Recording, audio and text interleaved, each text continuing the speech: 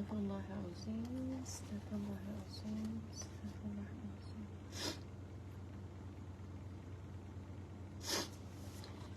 Astaghfirullahalazim, astaghfirullahalazim, astaghfirullahalazim. La hawla wa la quwwata illa billahil aliyyil azim. Subhanallah, masyaallah. Subhanallah, alhamdulillah, la ilaha illallah, Allahu akbar. La hawla wa la quwwata illa billahil aliyyil azim.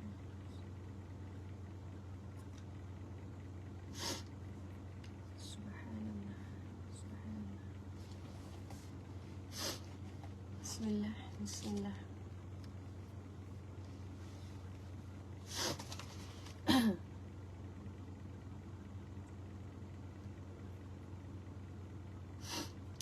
Bismillah.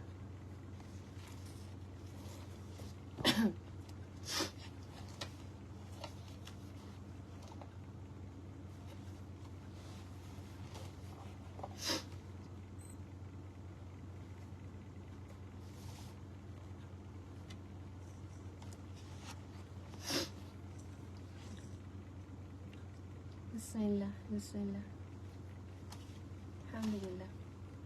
Alhamdulillah, bismillah. Kita jemput dulu subhanallah tuan-puan, para jemaah, subhanallah, masuk ke dalam live insya-Allah surah Fasa An-Nur 3A Seremban insya-Allah. Sebelum kita akan memulakan insya-Allah slot kita pada pagi ini berkaitan dengan tadabbur insya-Allah. Bismillah. La haula wala quwwata illa billah. Baik, kita jemput masuk dulu. Subhanallah. Suara saya clear? Okey, suara clear, jelas. Alhamdulillah. Subhanallah, masya-Allah. La haula wala quwwata illa billah.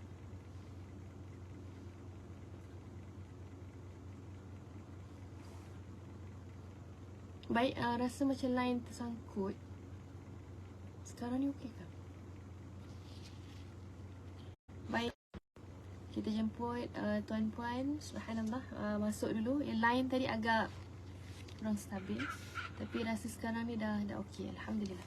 Baik, Allahumma salli ala Muhammad wa ala alihi wa sahbihi wa baraka wa sallam.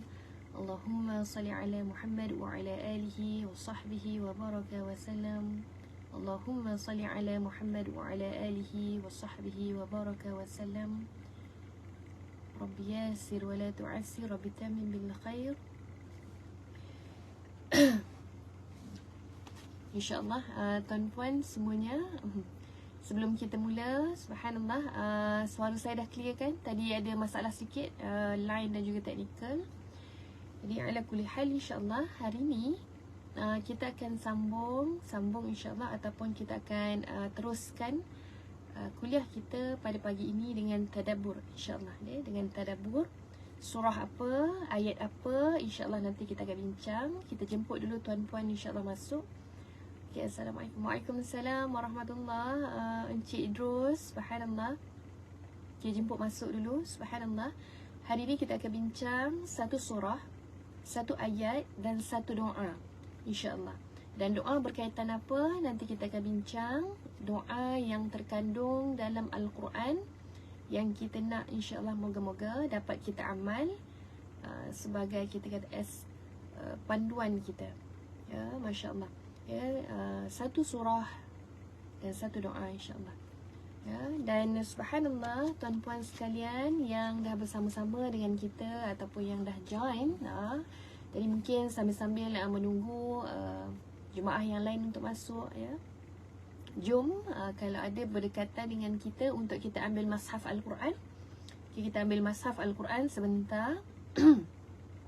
Dan kita lihat dalam surah Al-Ankabut. Surah Al-Ankabut insyaAllah. Okay, kita akan lihat nanti beberapa ayat dalam surah ini.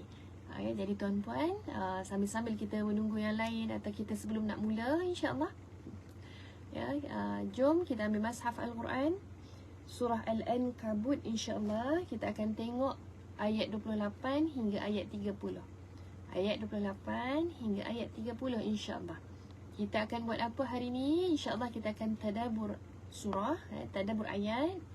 Kita akan lihat juga terjemahan dan juga barulah nanti kita akan tengok apa doa yang terkandung dalam ayat yang kita bincangkan ini, insya-Allah. Baik. Surah Al-Ankabut, kalau dalam mushaf Al-Quran, kita akan rujuk pada ayat 28 hingga ayat 30, muka surat 399. Baik, insya-Allah. Dan jom kita lihat, subhanallah, siapa yang dah bersama, kan? Kita boleh mula dulu. Kita lihat pada ayat yang pertama. Kita lihat pada ayat yang pertama, kita akan tengok pada surah Al-Ankabut ayat yang ke-28 terlebih awal. A'udzu billahi minasyaitonir rajim. ولوطا إذ قال لقومه إنكم لتأتون الفاحشة ما سبقكم بها من أحد من العالمين. Kita lihat pula sambungan pada ayat yang seterusnya, insya-Allah, ayat 29. أئنكم لتأتون الرجال وتقطعون السبيل وتأتون في ناديكم المنكر فما كان جواب قومه إلا أن قالوا ائتنا بعذاب الله إن كنت من الصادقين قال رب انصرني على القوم المفسدين. Sadaqallahul Azim. Baik, ayat apa yang kita baca sebentar tadi, yang mungkin baru berserta dengan kita, yang bersama-sama. Kita tengok kepada surah Al-Ankabut ayat 28 hingga ayat 30, tuan-puan sekalian, insya-Allah. Dan kita lihat pada ayat 28 yang saya dah bacakan awal tadi. Walutan, dan Lut. Idh qala, tatkala dia berkata, liqaumihi, kepada kaumnya, yakni kaum Sodom. Innakum, sesungguhnya kamu, lata'tunal fahishata, benar-benar melakukan perbuatan keji, iaitu perbuatan homoseksual, suka sesama jenis, melakukan hubungan seksual sesama jenis, lelaki sesama lelaki. Ma sabaqakum, tidak, yakni ada yang mendahului kamu, biha, dengannya, min, daripada, ahadim minal alamin, seorang pun daripada al-alamin, seluruh alam ini termasuk manusia dan jin. Dalam arti kata, dalam ayat 28 ini, ketika mana Nabi Lut, ketika zaman Nabi Lut, kaum-kaumnya yang melakukan kesalahan, ataupun disebutkan dalam ayat ini, la ta'tunal fahishata, melakukan perbuatan keji, melakukan perbuatan dosa maksiat, yang keji yang disebutkan yang sangat-sangat teruk. Kerana apa? Sebab kita kata tidak selari dengan fitrah manusia yang sebenarnya. Fitrah manusia, lelaki tertarik kepada wanita, wanita tertarik kepada lelaki, tetapi tidak berlaku pada ketika ini. Maka disebutkan fahishata, perbuatan yang sangat-sangat keji, kerana tak pernah pun berlaku pada sebelum tersebut, pada zaman-zaman sebelumnya, pada orang-orang ataupun makhluk-makhluk yang sebelumnya tidak ada. Maka disebutkan ahadim minal alamin, maka tak ada pun daripada seorang pun yang mana sebelumnya yang berada di seluruh alam ini, termasuk manusia dan jin, yang termasuklah umat-umat yang sebelumnya, tidak ada yang pernah melakukan perkara yang sama. Dalam arti kata, dalam ayat awal ini disebutkan bahawa ketika itulah, zaman itulah, waktu itulah sahaja yang sebelumnya tidak pernah berlaku dosa, kesalahan yang sama, tak pernah lagi orang lakukan, tak pernah lagi mana-mana kaum, mana-mana umat yang melakukan. Maka itu adalah disebutkan satu perbuatan yang sangat keji. Dan kita lihat pada ayat sambungan surah Al-Ankabut ayat 29 disebutkan innakum, apakah sesungguhnya, yakni kamu, ataupun apakah sesungguhnya kamu, kum la ta'tuna rijala, mendatangi lelaki ataupun mendatangi orang-orang lelaki, wa taqta'una as-sabila, dan kamu menghalang as-sabil, jalan penduduk, wa ta'tuna, dan kamu mengerjakan fi danikumul munkar, dan di tempat pertemuan kamu perbuatan-perbuatan munkar. Ya, dalam ayat ini ada juga disebutkan bahawa ya, bila mana ya, lihat tadi pada ayat yang awal disebutkan bagaimana kaum Lut ya, mereka melakukan hubungan songsang, hubungan salah keji yang tidak pernah dilakukan sebelumnya oleh kaum-kaum atau umat-umat yang sebelumnya. Dan disambung pada ayatnya, apakah sesungguhnya kamu mendatangi kaum lelaki, ya, mendatangi orang-orang lelaki dengan tujuan mengganggu, dengan tujuan kita sebut tadi ya, bila kata hubungan sesama jenis, tertariknya dengan hubungan orang yang sama jantina ya, dan juga menghalang jalan. Menghalang jalan dalam arti kata mereka melakukan kita kata gangguan ya, sabil di jalan-jalan, gangguan yang disebutkan juga ya, gangguan ini dalam aspek menyamun, mengganggu, merompak ya, mengganggu jalan. Wa ta'tuna fi nadikumul munkar, dan juga mengerjakan perbuatan-perbuatan keji mungkar pada tempat-tempat pertemuan.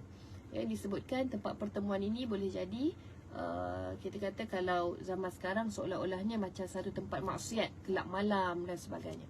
Ya, tempat pertemuan yang dilakukan kemungkaran-kemungkaran. Ya, maka dalam ayat ini nak sebutnya subhanallah, berhimpunnya perkara-perkara mungkar, berhimpunnya perkara-perkara dosa yang dilakukan oleh kaum Nabi Lut.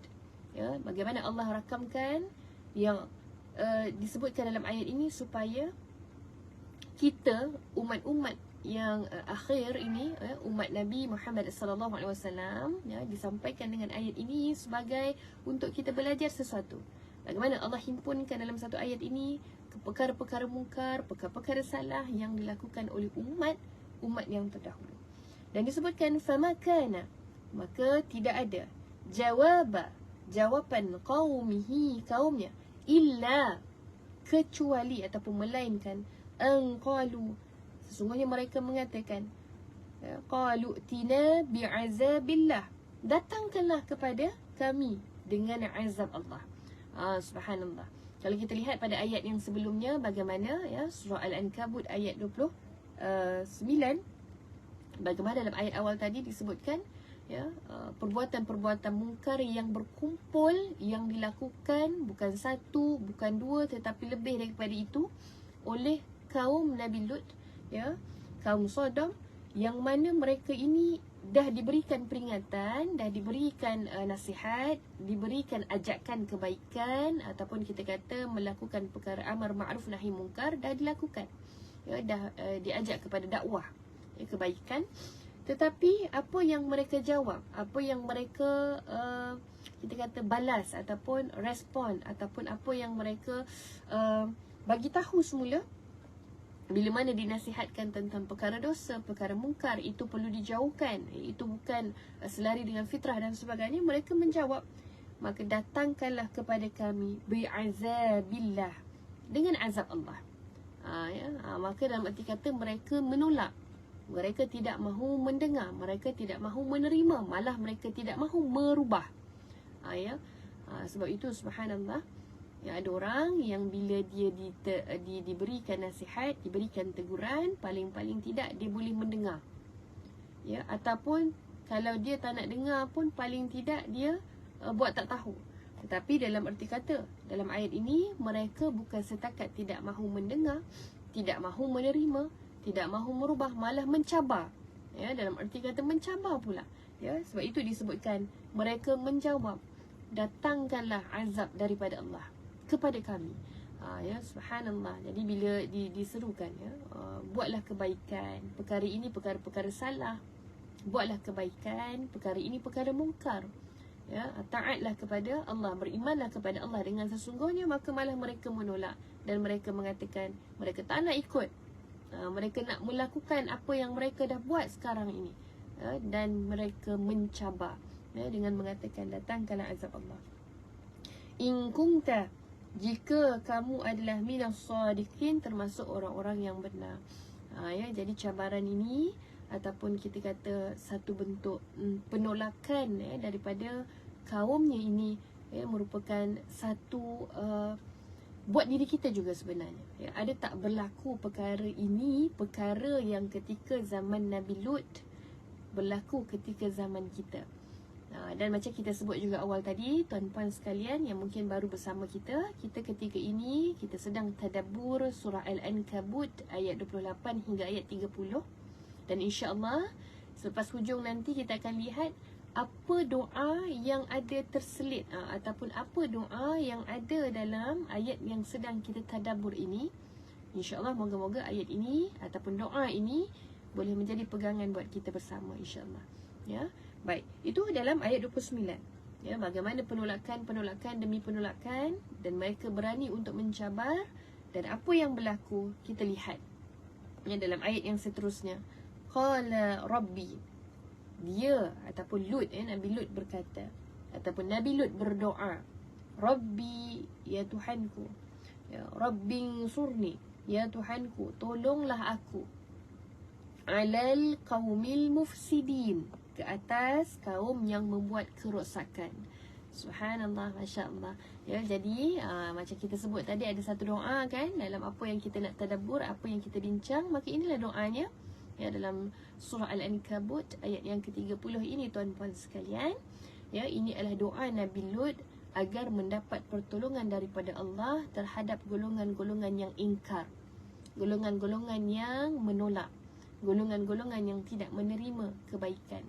Jadi subhanallah, dalam arti kata, tengok bagaimana Nabi Lut berdoa, Rabbi, wahai Tuhanku, tolonglah aku, yakni dengan menimpakan azab atas golongan yang membuat kerosakan itu, ya, yang membuat kerosakan. Jadi dalam arti kata subhanallah, ya, kerosakan, orang yang buat kederhakaan, orang yang tidak taat, orang yang malah ya, bila mana dia bukan setakat tidak taat, tetapi dia mengajak orang-orang ramai, orang lain untuk melakukan kederhakaan ataupun kemungkaran.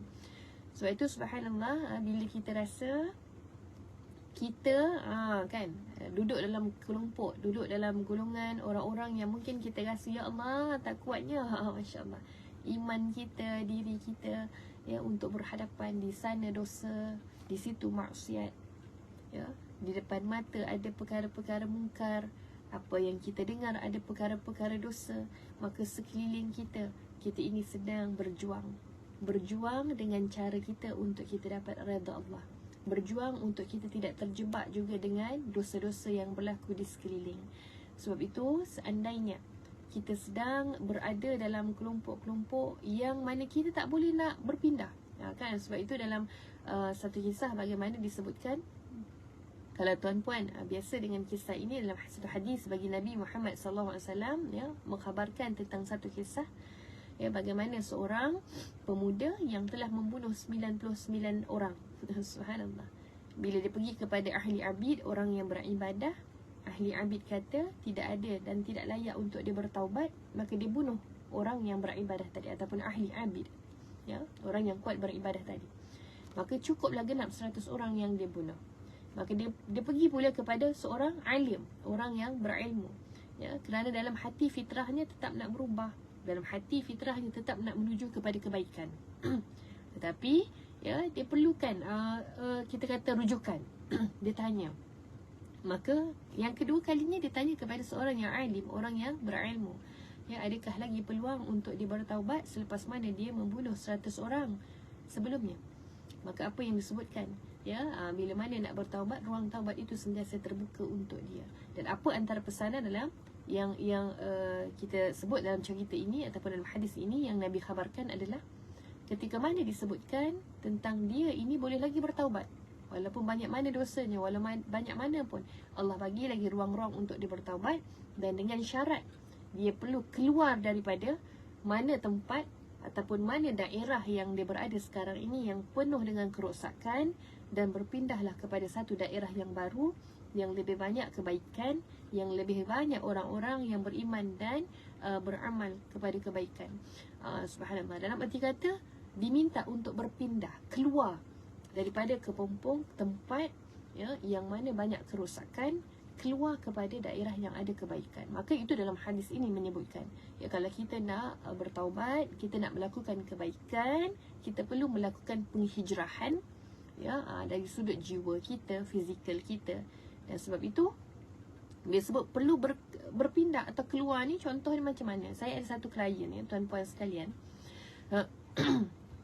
Saya mengendalikan sesi kaunseling syar'i di JAKIM. Antara satu klien yang pernah saya kendalikan adalah seorang pelatih ataupun seorang yang pernah kita kata ada pengalaman ataupun ada sebelumnya penagihan dadah lah berkaitan dengan penyalahgunaan barang terlarang dadah.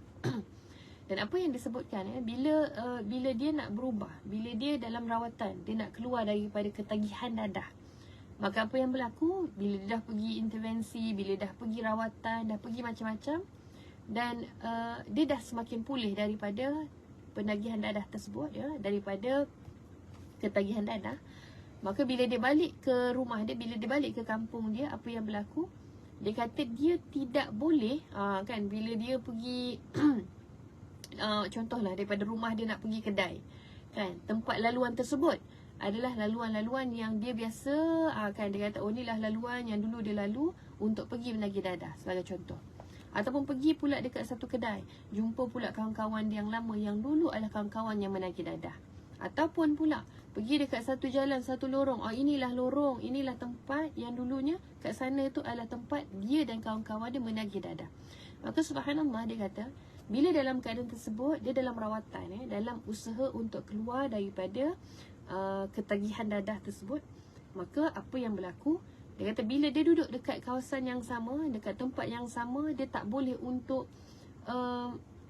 melupakan, kan, melupakan ataupun dia ada trigger, dia ada satu perasaan yang kalau lalu, kalau jumpa dengan orang-orang yang pernah ada kaitan dengan dadah dan sebagainya, dia akan rasa mudah untuk kembali semula, ataupun kita panggil relapse, untuk kembali semula menagih dadah.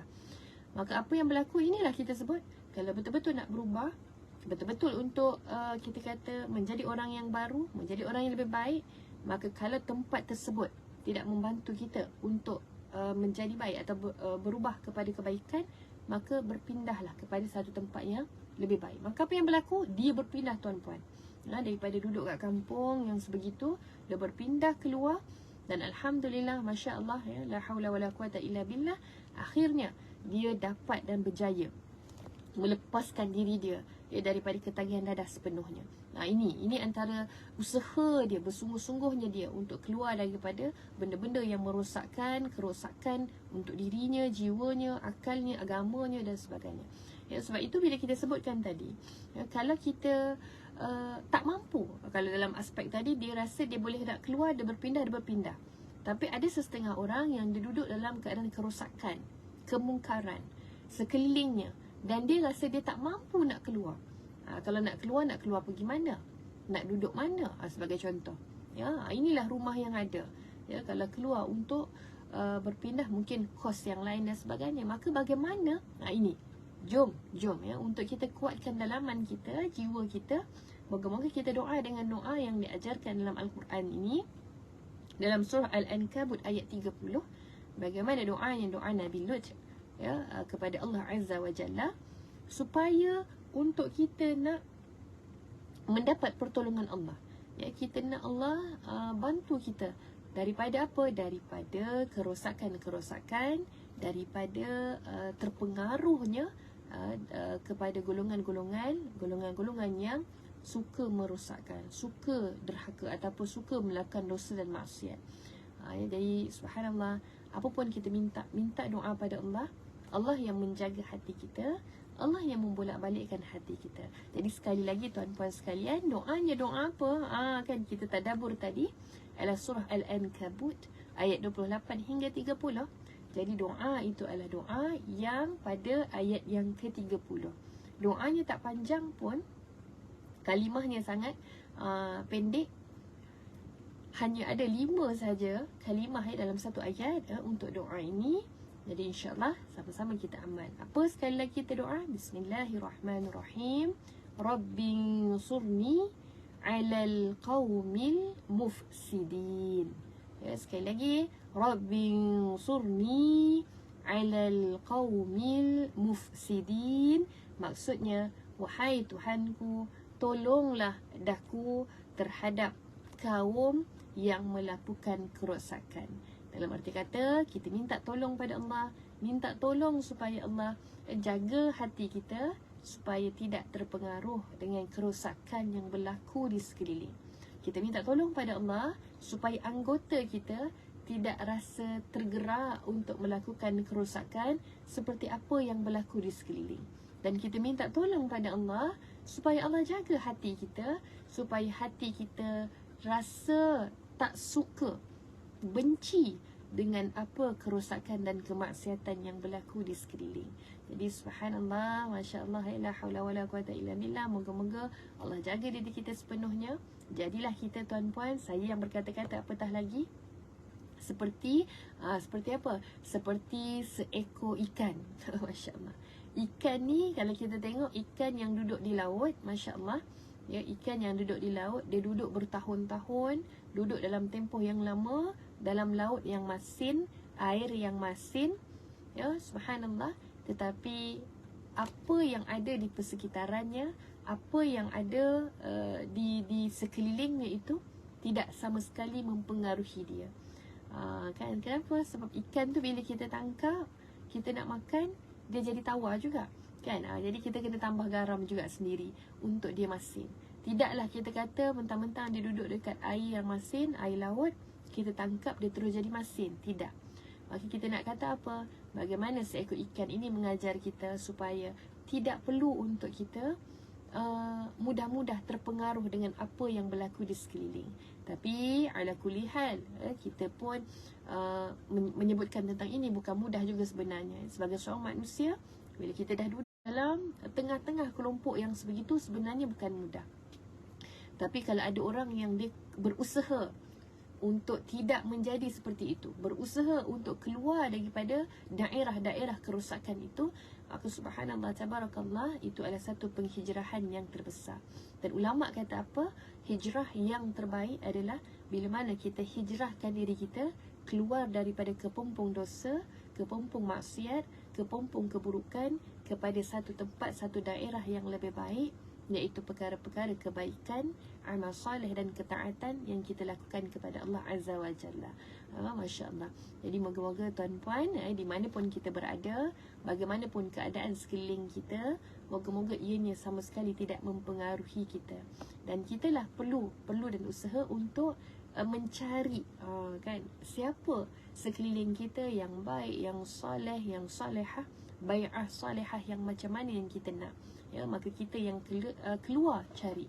Ya, kalau rasa kita nak jadi lebih baik, maka duduk dengan orang-orang yang baik-baik, insya-Allah. Kerana orang yang soleh-solehah, apa yang disebut, apa yang diucap, semua adalah untuk ingatkan kita kepada kebaikan dan kebesaran Allah Azza wa Jalla.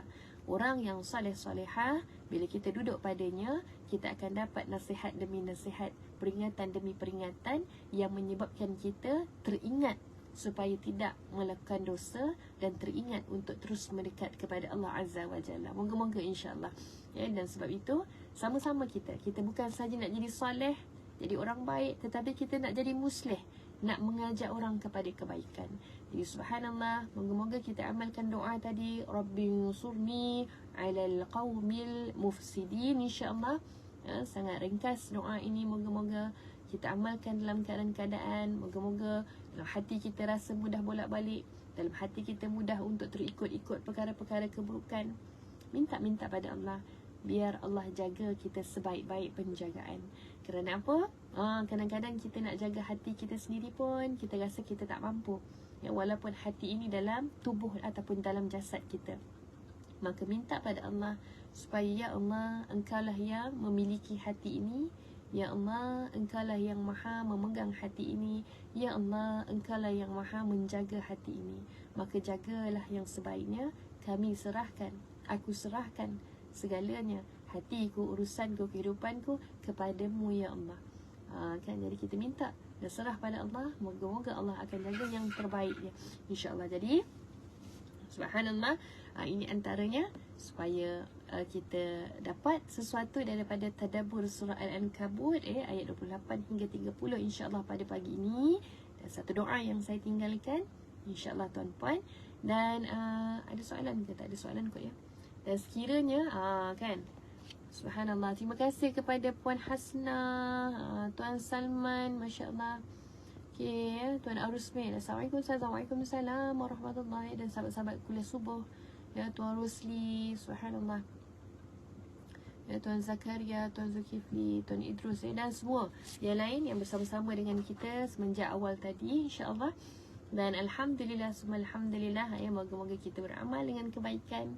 Jelas seperti seekor ikan, ya, seperti seekor ikan yang tidak dipengaruhi oleh orang sekeliling, tetapi dia berusaha untuk menjadi yang lebih baik, ya, menjadi yang terbaik pada pandangan Allah Azza wa Jalla, insya-Allah. Jadi saya rasa cukup untuk setakat hari ini. Moga-moga kita beramal dengan apa yang kita dapat bersama-sama, insya-Allah. Dan moga-moga tuan-puan, kita lalui hari ini dengan lebih baik. Kita lalui hari ini dengan lebih banyak bersyukur kepada Allah. Syukurlah dengan nikmat-nikmat yang kadang-kadang kita tak perasan, iaitu nikmat iman, nikmat amal, nikmat kita boleh beramal, itu pun satu nikmat. Ya, nikmat Islam, ya, nikmat keamanan, nikmat segala kenikmatan yang kita ada, kesihatan. Dan moga-moga dengan syukur itu Allah akan tambah dengan banyak lagi kebaikan, insya-Allah. Jadi terima kasih semuanya, dan insya-Allah kita jumpa lagi. Assalamualaikum warahmatullahi wabarakatuh. Alhamdulillah.